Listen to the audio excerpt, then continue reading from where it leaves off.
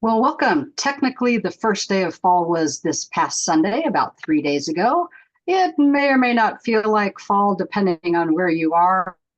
It did feel like fall for us here in Southwest Idaho. Now it's going back to summer where we're going to be in the 90s again today, but it is what it is. Whether we're feeling fall, the season, or not, what we do know is that we don't want to feel a fall, as in us falling or having somebody we know having fallen, especially with injuries. We've come together today to learn how to recognize and remove trip hazards at home. Wanted to thank you again for joining us. And let's go to our next slide so we can get on our way. My name is Erin Olson. I manage the health promotion program through the Idaho Commission on Aging. Way back in 2020, I learned about the Falls Prevention Awareness Day that was being celebrated nationally. That year, I held 4 seminars, all virtually because, of course, we were in the midst of COVID at that point. I quickly recognized, though, that falls prevention was really important. I would rather prevent than deal with the crisis levels that we otherwise get to. So I set about creating at that time the Falls Prevention Coalition of Idaho, which came to fruition about 2 years ago now. This year, we are holding 7 seminars for Falls Prevention Awareness Month. In Idaho, a day wasn't enough even to begin with. Now nationally, they celebrate Falls Prevention Awareness Week. We are doing Falls Prevention Awareness Month all of September and actually a little bit into October. We couldn't do any of this without funding from the Administration for Community Living and the support of the National Council on Aging. Just wanted to get all of that out so you know who we are, where we come from, and how we are able to share the tips and techniques to check your home and make modifications to reduce your risk of falls and maintain your overall health and well-being. Next slide, please. So as usual, we have a few logistics we got to get through so we can get to our content. We have several resources to supplement our presentation today. If you can find the resources option on your Zoom toolbar and give it a click, it opens the resources panel. There should be an entry there for documents. We put everything under documents. It will display all of the handouts that we have available. That includes a copy of the slides, because everybody always wants to know where they can get that. If you click any of those elements, they'll download to your local computer, and you can then open them, move them, do whatever you would like. In addition, if you don't want to do that now or you can't find the option, no worries, because the lobby that you entered when you first logged into the event today also has a resources button. So even after the seminar is over, you can go in there, click on resources, and download those items as well. In addition, all of the resources will be available on our website at www.aging.idaho.gov/falls, FALLS. Next slide, please. We are recording the seminar so that you can have access to it after the live presentation is over. You can review it because we're going to give you a lot of information, and sometimes there's just so much that you need to review. And also, please feel free to share the video with people who didn't know about the seminar or who couldn't make it today. You will receive a link via Zoom pretty much as soon as the seminar is over, maybe within 5 or 10 minutes. That will give you the link to the video that has been recorded through the Zoom interface. It will also be available in a few days via our YouTube channel. That's youtube.com and then /Idaho COA. That's Idaho spelled out, followed by the letters COA. The letters stand up for Commission on Aging. So again, it's Idaho COA. That actually is our general handle for all of our social media. So if you'd like to follow us on any of those other platforms, that will work as well. Next slide. So we hope that with all of the information, you come up with some questions. If you do, or when you do, please use the questions panel. That option is kind of in the bottom center of your toolbar. You can put in the question, it will show up there along with other questions that have been asked. And then at the end, we will have our wonderful Zombie, Bob, who is here with us today, read us those questions, and we will get our expert to answer them for you. Next slide, please. Of course, on occasion, we do need to address emergencies. Part of the reason we're here today is because we want to avoid personal emergencies. I like to avoid seminar emergencies as well, but it's technology, so we know they happen. So if you get bad audio, like it's cutting in and out a lot, or you just lose connection, please just sign out, sign in again. Usually that's the best way to remedy it. Unfortunately, we don't have a tech support team that can help you in any other way. But if that happens and you can't get back in, remember, we will have the recording. We hope it doesn't happen. If we lose our wonderful speaker, well, then, you know, we'll not really stop, because I don't like dead air, so to speak. So I will probably just start speaking a little bit about what the topic was, and he will rejoin us as soon as he can. If there is a significant issue, the three of us that are presenting and talking to you today are in different areas, so hopefully not everybody will be kicked out. But if there's some type of catastrophe or power outage, we will always let you know when we plan to reschedule. And again, when we do that, we'll have the recording. So if you can't make that one, you'll be covered. So we don't want any of that to happen, but now you know our emergency plan, and we will go to our next slide, please. So the next thing people like to know is kind of what are we going to talk about over the next hour or so. We're going to do a little opening introductory section about why falls matter. Hopefully you already understand some of that, or you wouldn't have taken the time to be here to begin with, but we'll go over just a little bit of that. Then we're going to get right into the meat of our discussion today, which is falls at home, why they happen, and what we can do to resolve that. At the end, like we said, we will do a Q&A, time permitting. So with that said, let's go to our next slide and get right to it. I know we're all eager to get to the home hazards, so here we go with a little bit of that introductory stuff. Next slide, please. All right, well, what's the definition of a fall? We all have some sort of mental image of what we would expect if we saw somebody fall or they had said they had fallen. When we try to discuss falls, though, the definition seems to get just a little blurry.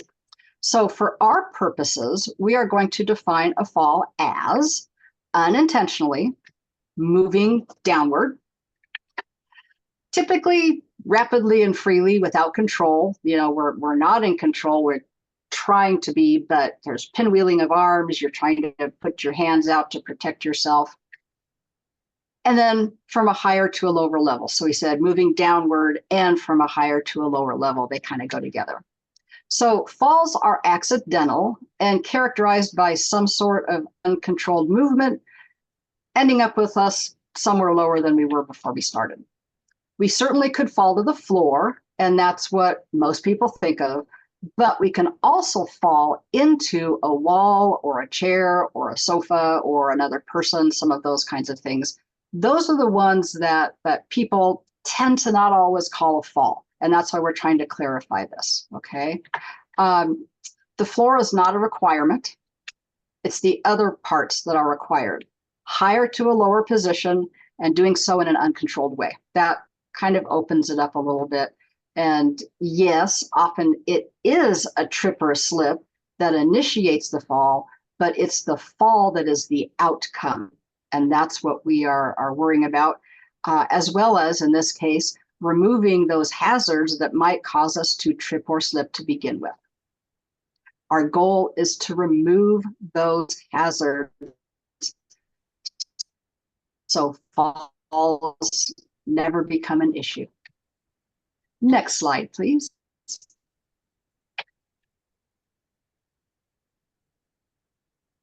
So those of you who have been to seminars before or heard presentations have probably heard the first ones, but we kind of got to drill them in so people remember. Falls are the #1 cause of accidental injury and death for people over age 65, and the #1 cause of traumatic brain injury across all ages, including kids, teenagers, young adults. In Idaho, 1 in 3 adults fall at least once each year, which is higher than the national average. The national average is 1 in 4. I think that's because Idahoans tend to be more active, perhaps, but I'm not the scientist, so I'm just giving you the statistic. 1 in 3 in Idaho. And 1 of 5 falls causes a serious injury like a traumatic brain injury or a broken bone. There are 31,400 people that died from falls at home, making it the 2nd leading cause of at-home deaths, and that's the 2022 statistic. And I specifically wanted to put that in because that talks about what we're concerned with today, falling at home. Next slide, please. So what causes falls? Well, in order to prevent falls, we need to know what causes falls to begin with, right? It's actually rarely a single thing. It's multifactorial, or a combination of things that result in a fall. It's the person plus the situation. So it could be what the person does, how they do it, how their body behaves or reacts if they trip or slip, for example. If they have a chronic condition, maybe they can't, maybe they have neuropathy in their feet, and so they can't feel the ground as well. Or maybe they have, just degenerated muscle strength that prevents them from recovering from a trip or slip and turning it into a fall instead. Then we add in environmental factors, and those could be a myriad of things, some of which we'll talk about today. Falls do happen at every age. If you think about, the toddlers that you have when they're just learning how to walk, it's so cute. They get up, they kind of wobble around, and usually they fall over. Hopefully, they don't get hurt very often. But as we get older, we experience some physical changes that make the likelihood of a fall and a significant injury from a fall greater. Those things: reduced lower body strength, again, for many reasons, limited flexibility, slower reaction time, and of course, reduced sensory perception due to some of the things I mentioned just a moment ago. Let's go to the next slide, please.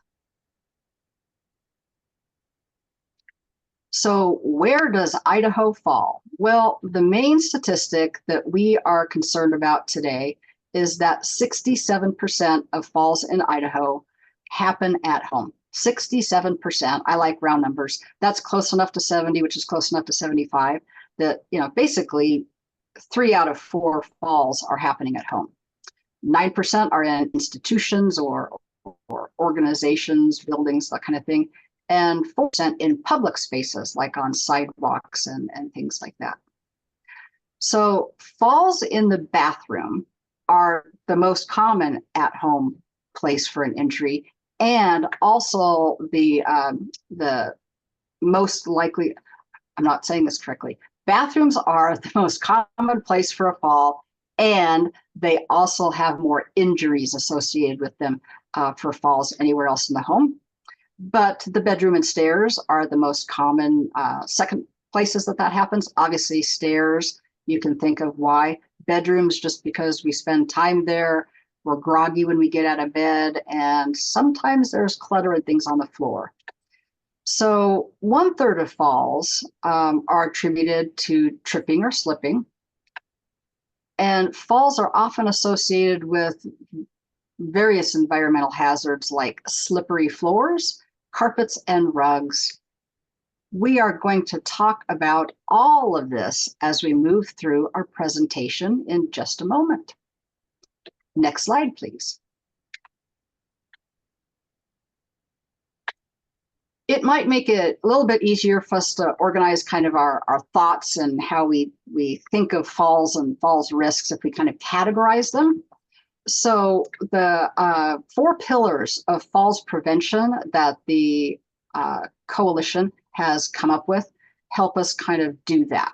And they include, of course, nutritional health, physical health, which is a big pillar, emotional health, and environmental safety. Obviously, we're going to talk about environmental safety.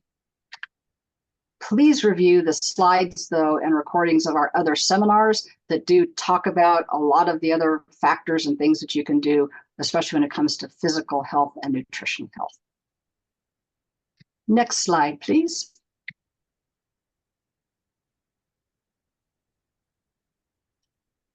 All right, environmental safety in falls is our focus for today. This includes not only our homes, which is our focus for today, but remember, it also is where we work, where we play, public spaces. And so as you're thinking about falls and talking to people about falls, remember that reaching out to people in those types of places to make them aware of hazards so they can be remedied is also important. Let's go ahead and do the next slide. And that's why I am very happy to say that we're probably all familiar with Habitat for Humanity, heard of that organization in the news and things like that. Well, we probably aren't as familiar with their repairs program, which is relatively new. But that's what we're going to talk about and learn about today a little bit. So our expert's going to tell us all about that program, and then he's going to walk us through a home trip checklist so that we can identify and hopefully remedy or resolve those hazards. So it is my pleasure to introduce you to Jim Phelps. He is the development director for the Treasure Valley Habitat for Humanity chapter that serves Southwest Idaho. His colleague, Jake Christ, whose information you see here, is the manager of their repairs program. He's not able to be with us today, but we did want to let you know his name, as he is the person that you will reach out to if you have questions about this program. So now it's my privilege to work with Habitat and to have Jim share his expertise with us. So Jim, it's all yours. Great. Thank you, Erin, and thank you all for being here and learning more about what we can do in our homes to make it safer. So if you want to go to the next slide, please, and then the next one after that. So like Erin said, a lot of people know Habitat for Building Houses and Jimmy Carter. But what a lot of people don't know is we also have a repairs program. The repairs program was introduced in 2020. And it's designed to keep low-income homeowners in their homes. Typically, low-income homeowners have just enough money to survive, never have enough money to make the necessary repairs that would ensure their safety and long-term health. Honestly, 85% of the homeowners we serve are over the age of 65, and 50% are veterans, and there's a big crossover with that population. Go ahead, Bob. Any low-income homeowner is qualified for our program. And the way we determine low income is if the income is 80% or less than the average median income or area median income. In Ada County, you know, if your household is doing 60,000 or less, you're qualified. In Canyon County, where we also serve, the threshold is a little bit lower. But like I said, we focus on older individuals and families, veterans, people living with disabilities. Jake, our repairs program manager, has received rigorous training and certifications in working with these populations through Habitat International. So he's specially trained to work with folks who need these services the most. So go ahead, Bob. So we prioritize the types of repairs into 3 different categories. What we'll be talking about most here today is Tier 1 and Tier 2, which is aging in place and then accessibility, mobility. those two are really tied together. And those are the two areas where we actually do most of our repair work. The third tier is really major repairs like a roof replacement, flood mitigation, but it also includes bathroom retrofits, flooring replacements, bathroom remodels, which all also affect fall prevention and giving people the ability to live safely in their homes. So, but we're going to be more concerned with the first two. So go ahead, Bob. So when someone contacts us about our program, we will do a home visit. And in that home visit, say someone called us and said, hey, I have a hole in my roof. Well, when they call us and we come out, we actually do a whole home assessment where we go through basically 3 critical areas in the home. That would be entries, inside the home, and then specifically inside the bathroom. Because as Aaron said, most falls occur within the bathroom. So we will go through this checklist and just go through the home to see if there's anything else going on besides that hole in the roof. And quite often we do find, especially with folks who are more susceptible to falls, we do find elements in just about every home we go into where small changes or repairs are needed. And a lot of times it's not even a repair that's needed, it's just how we think about something differently and make changes along those lines. And we'll get to that. So I want to begin with home entries. It's funny, a story, we had a lady who is probably in her 70s who we replaced her roof. Well, I was talking to her 4 or 5 months after we did the repair, and I asked her, so how's it going? She says, well, it's going great. Love my roof, but I keep falling into my rose bushes on our outside walkway. And she said, yeah, I've fallen 4 times in the last 2 months. And I was like, Kathy, you need a ramp. And so we were able to come in and actually custom build a ramp for her home. And because here's the cool thing is because her income was 40% or less than the AMI, it cost her nothing. We actually subsidize that for anyone who we would consider very low income. And so we were able to come in and custom build a ramp, and she hasn't had a fall since. So, so we look at those kinds of things. We look at, is there adequate lighting outside? Having an automatic light is great, so that the moment you step out the door, that light pops on, and there's no messing with light switches or anything like that. So that's the best possible thing that could happen. We also look at, for mobility issues, does a safety ramp need to be put in? It's interesting that 40% of our referrals actually come from healthcare providers. From nurses, from in-home caregivers, from social workers, who will say, hey, especially in the case with a nurse, we had this happen where a nurse from St. Luke's called us and said, hey, I've got a patient who can't go home. She just had surgery and we're afraid she's going to fall. Can you install a ramp for her? And so we did, and she was able to come home. And so these ramps are really important for that kind of mobility. A lot of falls happen in that entryway because there's poor steps and things like that. And we'll get that to the next slide. So go ahead, Bob. So the other part of home entries is, especially in older homes here in Boise and elsewhere, we have a lot of stairs. We have got a lot of steps that go up to our entryways. So we want to make sure we have very safe, firm handrails that go up those steps. And I would say that's another top repair job that we do, is coming in and anchoring, an existing railway, or we're just simply replacing it, making sure that it's secured tightly into the concrete, or if it's wood, to make sure it's also very secure. And then also looking at the conditions of the steps. We want, if they're crumbling or they looks like a little bit slick, we will install bright reflective tape at the edges of the steps so they can be seen. If it's worn or raised, we may put in some kind of a um, some material there to fortify that step, and then also like grip steps, and we just want to make sure that nothing happens on those stairs.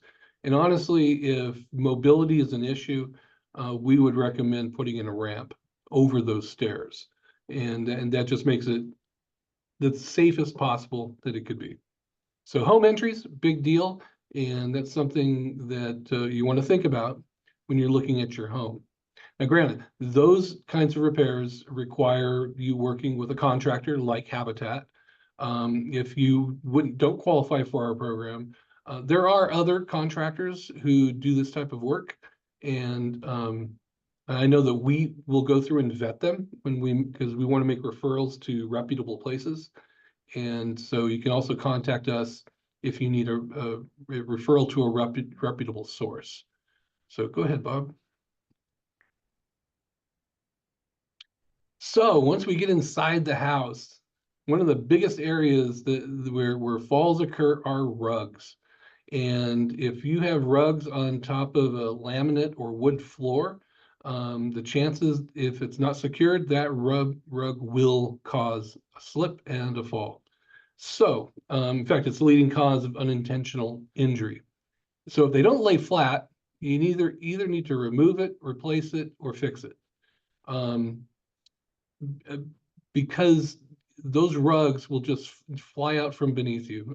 I've had it happen in my own home.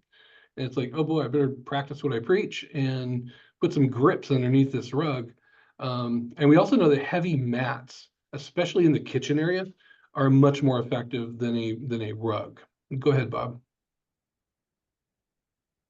So if you have rugs that maybe you've had this rug, it was a gift from your grandmother, and you're like, I can't part with this. Well, there's some easy things you can do. You can put in a no-slip liner.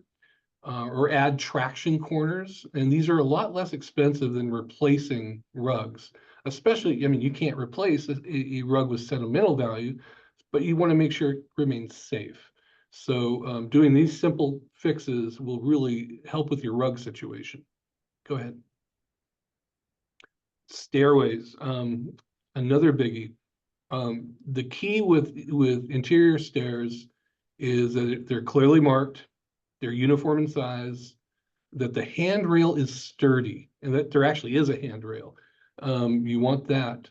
Make sure it's well lit, and that there's a lot of contrast. Now, one thing, if you have stairs that are just wood, over the years, especially in older homes, that wood at the edges will rub down, and you'll get kind of a curved edge to it. Real easy to slip on that. But also, if you have a carpeted stairway, and you're wearing, a certain type of shoes, if you hit that edge just right, you could slip even on the carpeted stairway. So what we recommend is that we put in a little fix right there at the edge that might be a little bit upraised, like a plate that will help prevent those kinds of falls. But the most important thing is when you're going up and down stairs is be careful. Know where you're, and don't rush, and hit that stair in the middle of the step, and you should be fine. But there are some simple fixes that can take place right there, and they're not very expensive.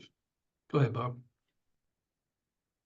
So the other thing is night lighting. As I mentioned with the stairways, you want to make sure you have adequate lighting, but you want to have adequate lighting throughout your entire home. We really recommend having night lights throughout the home, and that will click on automatically.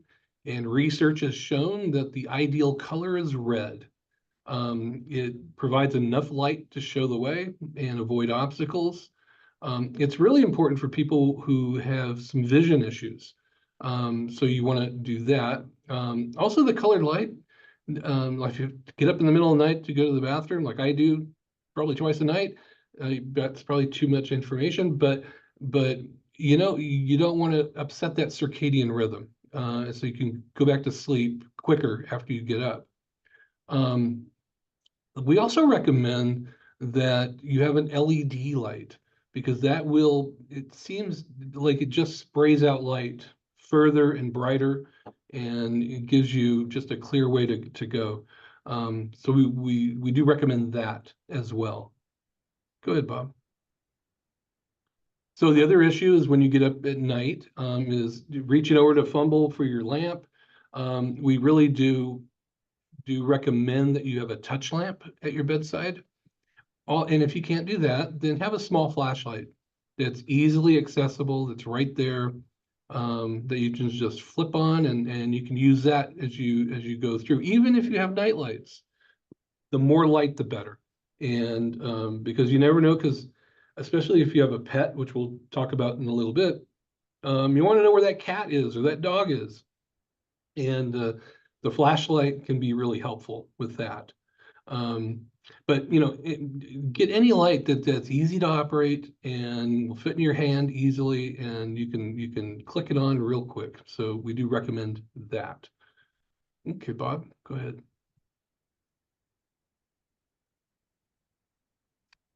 So the other thing that we look at are slippery surfaces. Most homes have some form of laminate flooring or wood flooring, or even worn linoleum. And one of the biggest causes of falls are wearing socks on a smooth surface. So we really recommend that you get a rubber-soled slipper or traction socks. You know those socks have little rubber dealies on the bottom? Those work. We also recommend that you have a mop or towels near entryways, because if there's a spill or a drip or something, that it can be cleaned up immediately and won't be a hazard for you as you walk through.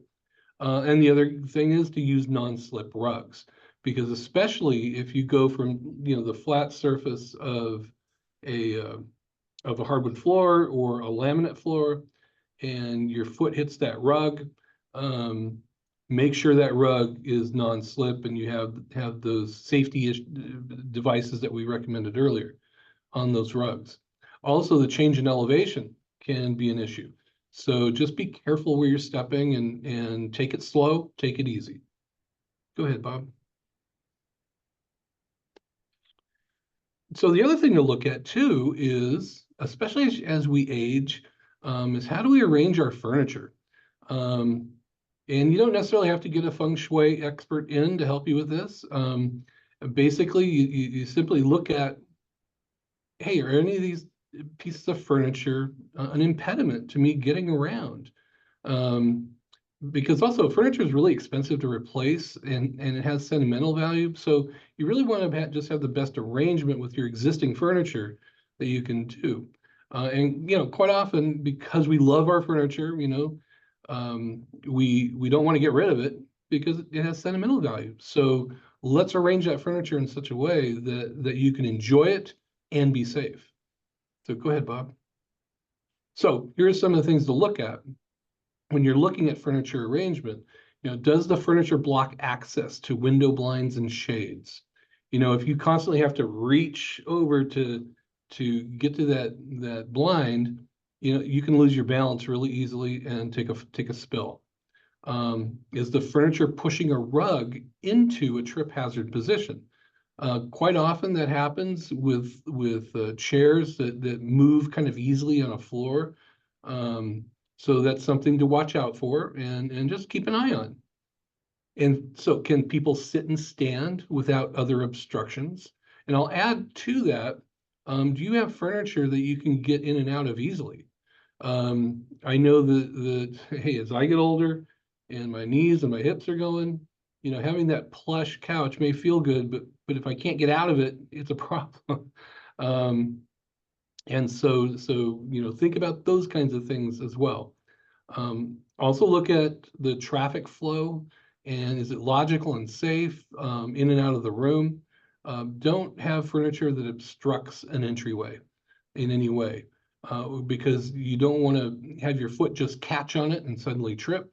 Make sure that entryway is perfectly clear so that there's nothing in your way. Also, is it possible to arrange your furniture in such a way You could use the back of a sofa as a handrail, or the back of a stable chair as a handrail. You probably don't want to use a swivel lazy boy as a handrail, but if it's set and has 4 good legs under it, you might be able to use the back of that chair as a handrail. So those are some things that you can think about when you're thinking about arranging your furniture. The other thing is, if you do need to arrange your furniture, call in if you have a child that lives nearby, have them come in and help you.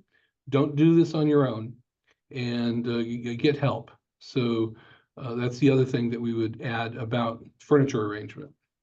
Go ahead, Bob. So some other concerns that we look at inside the house is we will look at the quality of the flooring.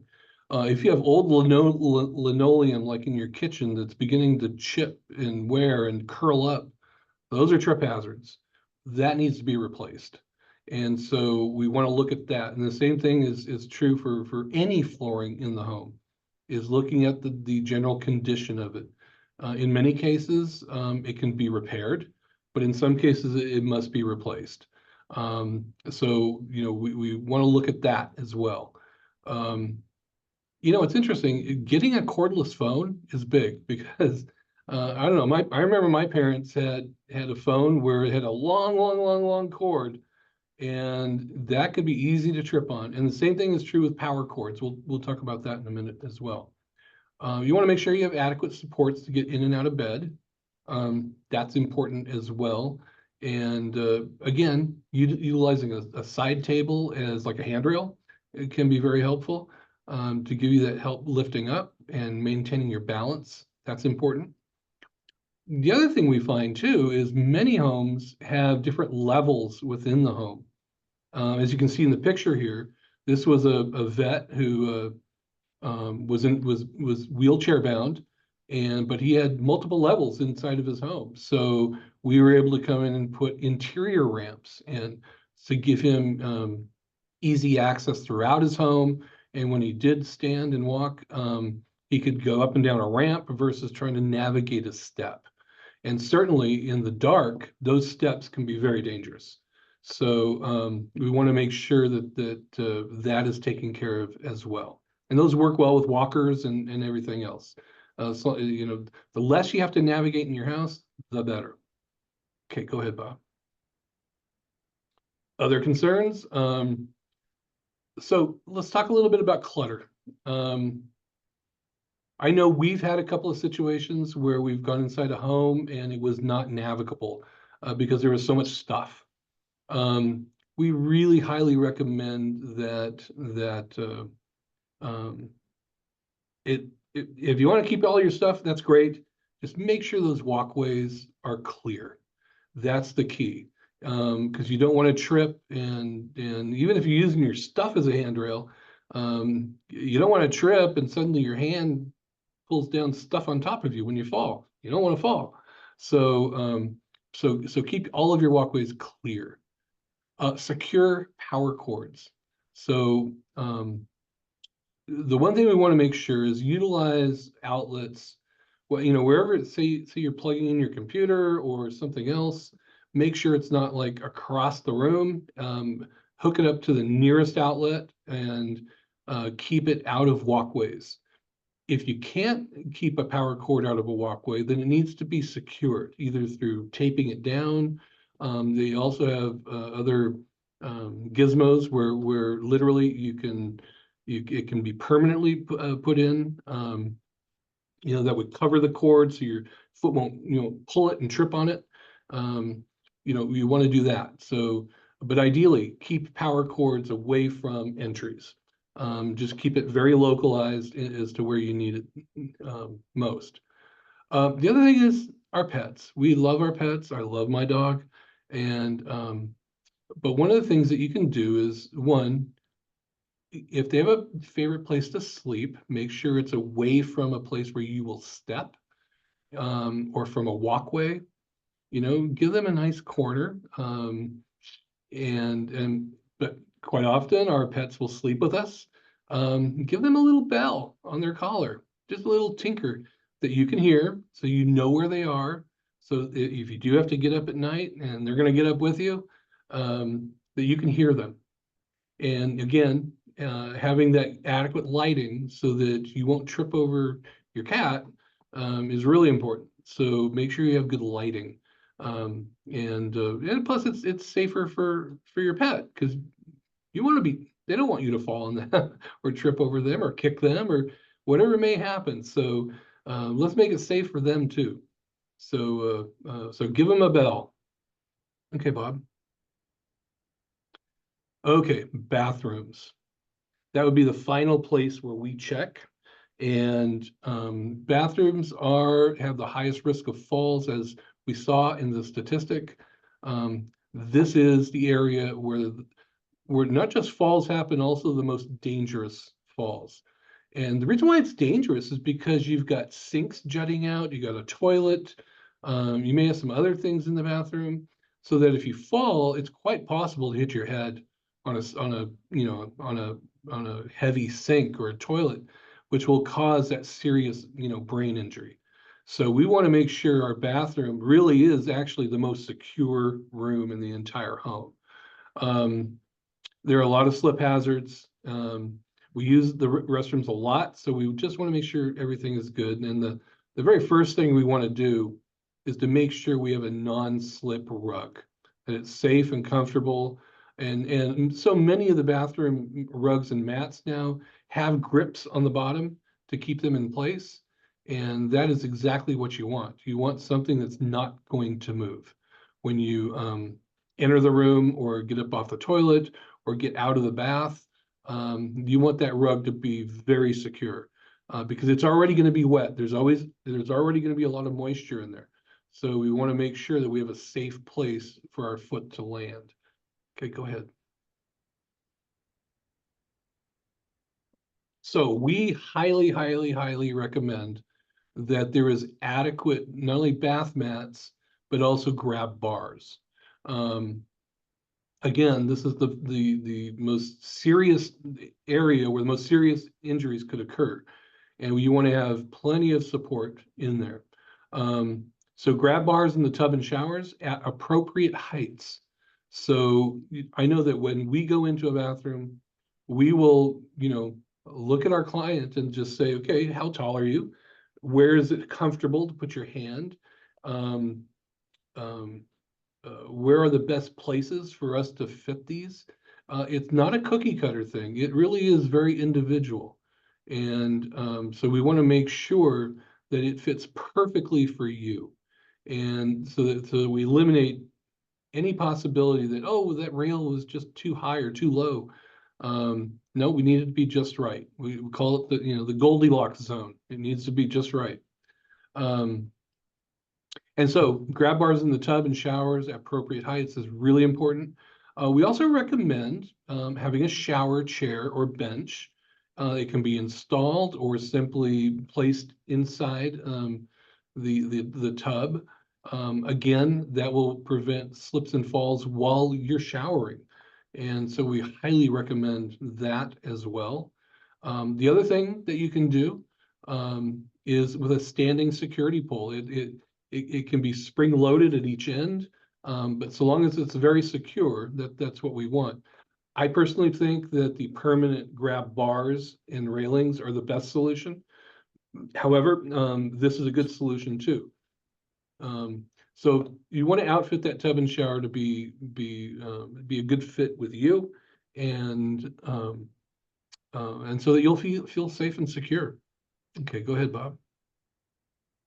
All right, toilets.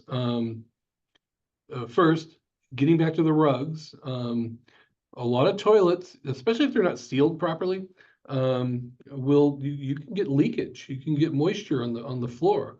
One, that's an issue. We need to get that fixed. If a toilet isn't sealed, that's a safety hazard. And during our safety assessment check, we would look for that to say, hey, do we need to replace this toilet?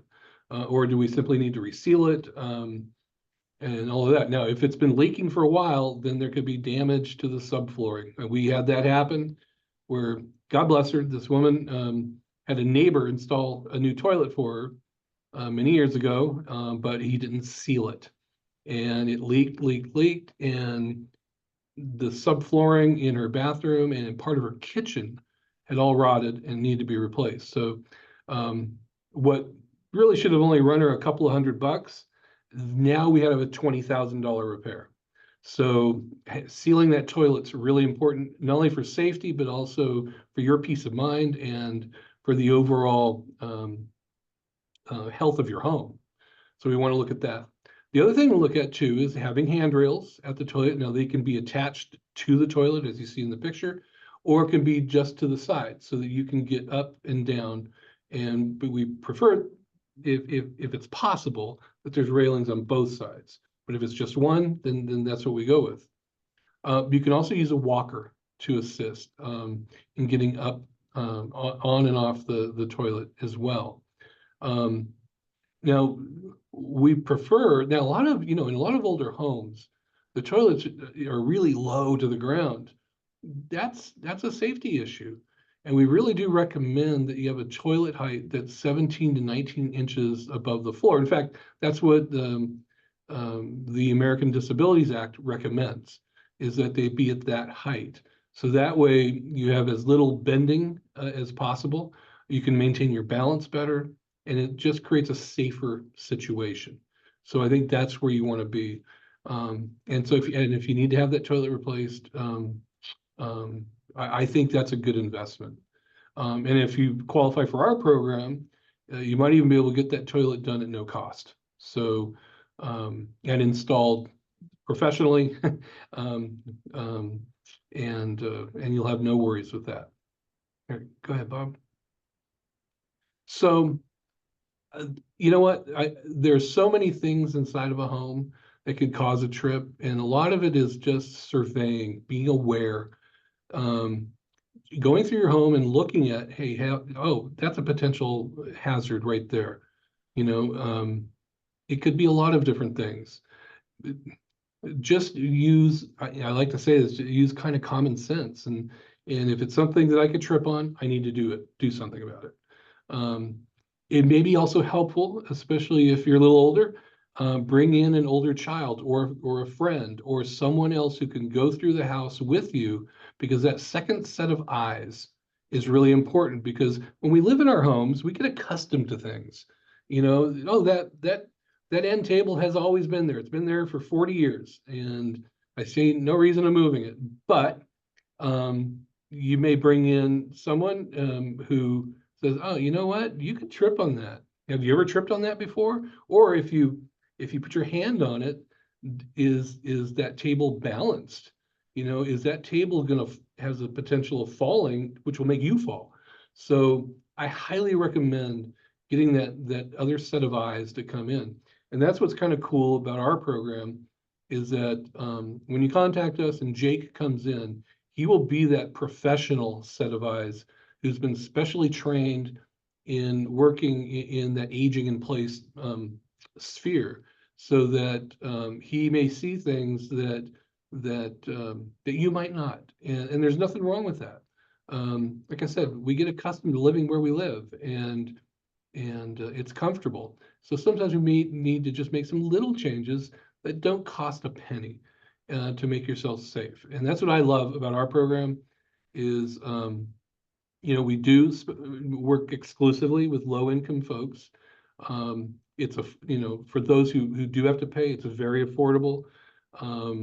Unlike many contractors, if we do have to do a payment plan, we don't put a lien on your house. It's really a handshake agreement, and we make sure it's within a budget. But 85% of those we work with fall below that threshold, and we will do the repairs at no cost.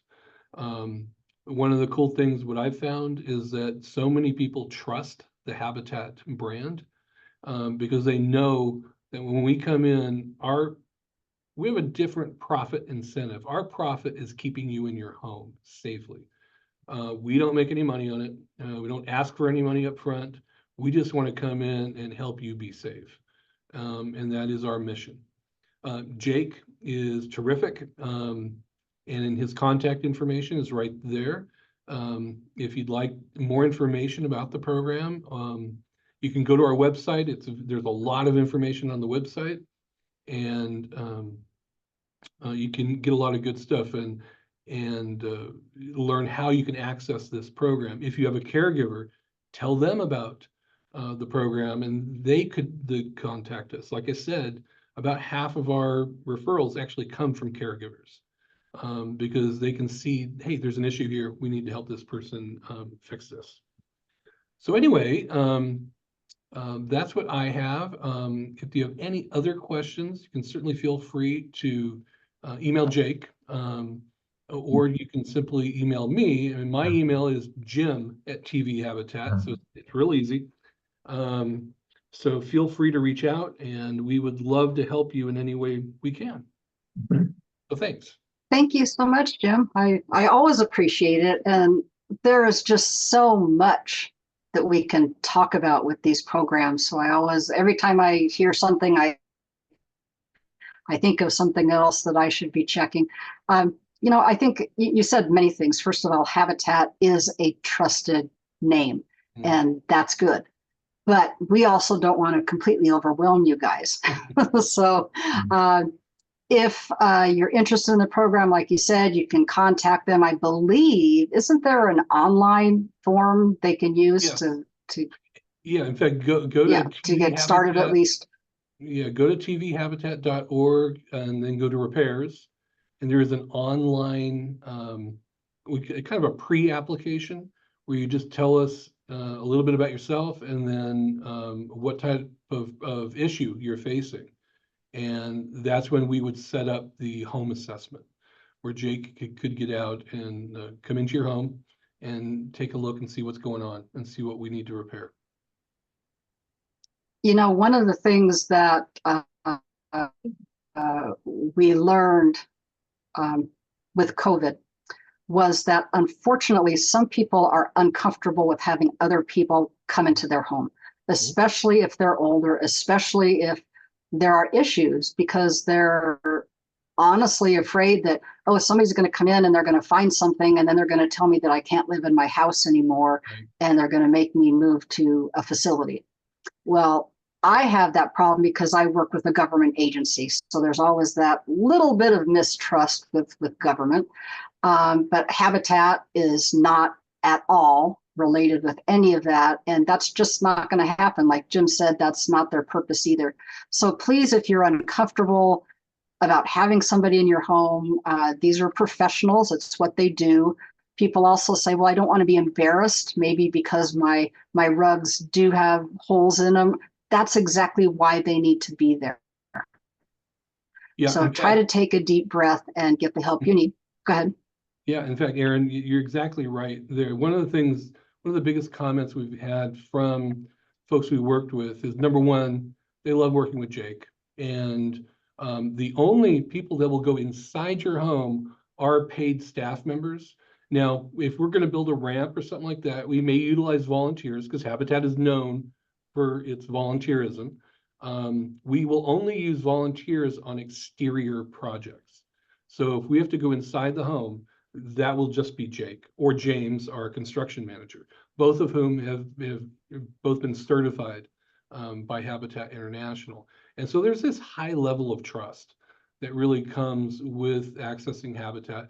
We're not like a contractor who's going to demand a deposit and then you never see us again. But we are accustomed to coming in and helping. One of the added pluses for Jake is he does have a bachelor's in social service from Boise State. He's a local guy. He's been here forever, and he has a great deal of compassion and understanding. So I think a lot of our clients really like that about Jake in particular, but about Habitat in general, is that you're going to get that level of compassion because we're coming at this not as subcontractors, but as really in a social service perspective with specialized skills in contracting. That's kind of how we work. That's excellent. So we can go on and on because it's true. Getting somebody that knows what they're doing and is trusted is critical. And I'm gonna tell you the straightforward way. Get rid of the rugs. I do Yes, see we some know que- we can tape them down and but yeah. just get rid of them. Exactly. So with So I that, do we're going see to go some, into the questions. Bob is going to tell us Yes, what some of our questions are. yes, thank you, and thank you for the questions. So first we have a couple comments from David and Tonya, just thanking you for the wonderful presentation. Thank you. But then the other questions really can be kind of encapsulated into one, I think, is are there other habitat regions that provide these services? For example, and specifically, David asked about in the Magic Valley. And if so, how would he contact with them?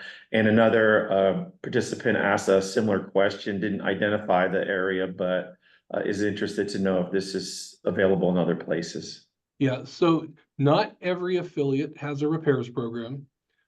Being here in the Treasure Valley, we have obviously the largest population to work with. We have the largest affiliate, largest number of staff members, et cetera. However, I am working with, we also have a state habitat who actually advocates for all of the different affiliates. Now, there are 8 affiliates in Idaho. 2 of them are volunteer only, so they do not have programs in Pocatello and in, I believe, Sandpoint. They simply do not have the capacity to do this work. However, in Pocatello especially, there is a NeighborWorks who I would highly recommend as well. And if you're in Pocatello, I would contact NeighborWorks about this type of service, because I know NeighborWorks here does some repair work, especially in the city of Meridian, but they may have that there as well. In terms of Magic Valley, we do have a fairly robust affiliate in Twin Falls, and I don't know if they have I don't think they have a full-fledged repairs program, but I know that I am working with our statewide representative to evangelize aging in place, because the thing about aging in place with doing simply grab bars and ramps, honestly, that's low impact for us. There's not a lot of cost involved for us to do those types of repairs, and they can be handled fairly quickly and easily. For example, I know here, if someone simply needs grab bars installed, we can get that done within a week of being contacted in the home visit. If we need to do a roof, that's going to be several months out. But those kinds of things can be done easily. So I'm working with her on ensuring that those affiliates that have staff can at least take on the aging in place piece of this. And so I don't know if Twin Falls does that at this point. But I think, if we entice them with some funding, money always talks, right? So I hope that we can evangelize that there. However, I would look into also places like NeighborWorks and other service agencies that may have repair programs. Many of them may have a repairs program, but they will subcontract it out. So there may be some options. I know the best thing I know that for us to do is in a year I want to see every 6 of the 8 affiliates having an aging in place program. That's one of my goals, is to see that happen. I hope I answered your question adequately. Mine too. That's kind of how we got put together. And I just want to add that for any of you, please contact your local area agency on aging. Yeah. Some of them have chore programs, which are about simple repairs, could be handbars, but they also have all of the local resources for housing and other types of services that may be available to you. Bob, could you go ahead and stop the screen share, since I think we're going to be talking more than looking at slides for the next couple of minutes? There we go. Now, do we have other questions? I also want to add that in working with other Habitat affiliates, I think every one of them operates differently. You'll find that throughout the country, most habitats that are located in large urban areas have a repairs program. It's probably a little less common in more rural areas, only because it can be, seen as, oh, wow, this is just another operating expense that we're going to add. But what we found is literally, with the aging in place piece, making those simple, fixes like grab bars and building a ramp are not too difficult. And there are companies that specialize in ramps.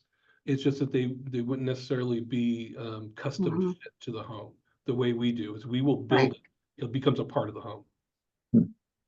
This Hey, is Jim, a huge topic, but go ahead. Hey, Because we Jim, I have are a question.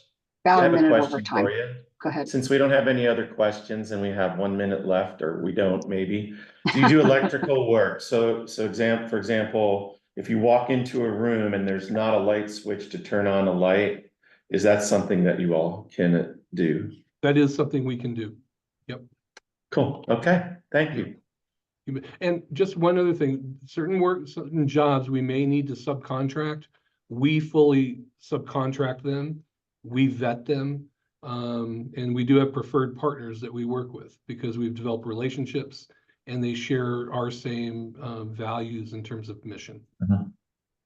Cool. Thank you. Excellent. Well, we are a little bit over time. We know you have questions, but you do have contact information. The main takeaway here is your home needs to be safe, and it needs to be safe from falls. And many of those remedies are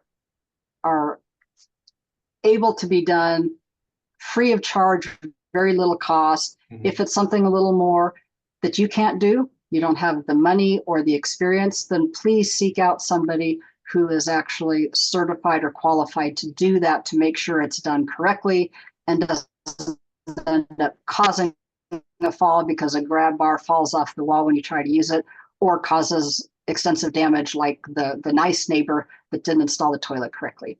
Right. With that, I want to thank everybody that's here today. Of course, our wonderful presenter. Thank you, Jim, for sharing your time and expertise. Also, Bob, thank you for being a wonderful Zombie and making sure everything has run right. And of course, we want to thank all of you that are our attendees for making the time to be here. We hope it was helpful. Again, take a look at those resources if you need them, either from the Zoom lobby or from our website. Send us questions if you have them. We have one more seminar left this year on how to have conversations about falls with your family, friends, parents, spouses, etc. So join us for that. Thank you, everybody, so much. We hope you have a wonderful falls-free day.